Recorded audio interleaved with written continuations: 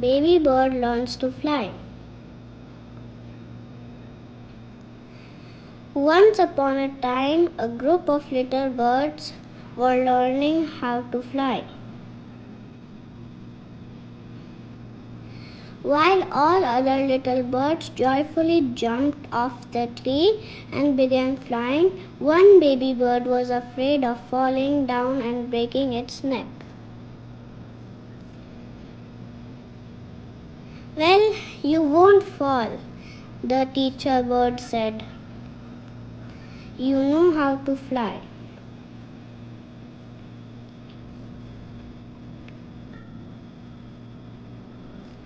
Then the baby bird refused to budge. The teacher gave it a gentle push.